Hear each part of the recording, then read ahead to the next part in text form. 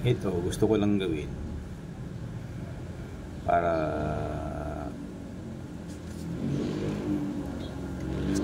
sarili kong inisyatibo para sa atin, sa ating bansa. Bakit mayroon mga ganitong umiiral? Bakit mayroon mga butas ang batas? Sa isang testigo, hindi ba dapat magkaroon tayo ng batas na sa isang testigo, sa isang taong gustong tumistigo, hindi ba pwedeng gawing iisa ang kanyang testimonya, ang kanyang testimony, ang kanyang sinumpaang salaysay? Dapat iisa. Dapat iisa lang. Hindi dalawa, hindi madami. So kapag umatin siya sa isang hearing o pagdinig, bakit kailangan after a year pwede niyang sabihin hindi totoo ang kanyang sinabi, binabawi niya ang kanyang testimonya? Pwede yung ganun? Ba't ganun? Ba't may batas tayong ganun? Hindi ba pwedeng isang tao, isang testigo, kapag sinabi niya sa isang testimonya, sinumpaan niya yan, he is under oath, he or she is under oath, di ba pwedeng totoo yung kanyang sinabi? Pagkatapos after a year, sasabihin niya tinakot lang siya, kaya babawiin niya, babaguhin niya, babaliktarin niya yung kanyang testimonya. Kung tinakot siya, huwag na siyang tumistigo. Hindi siya dapat tumistigo at hindi siya pwedeng tawaging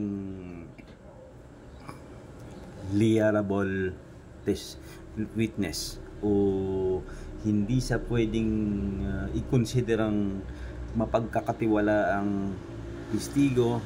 Otherwise, lahat ng kanyang salaysay na sasabihin walang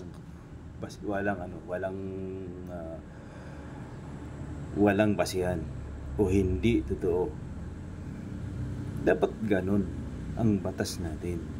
Hindi yung tumistigo ka, magsasabi ka ng ganito, ganun. So, after a year o after another administration, lalabas ka ulit, sasabihin mo hindi totoo ang mga sinabi ko dahil tinakot ako.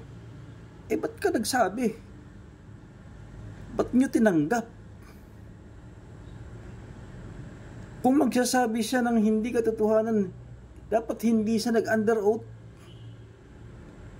Tuwing haharap siya sa pagdinig sa Senado, sa Kongreso, tandaan ninyo, tuwing magsasalita yan, bago magsabi ng kung ano-ano, naka-under oath sila.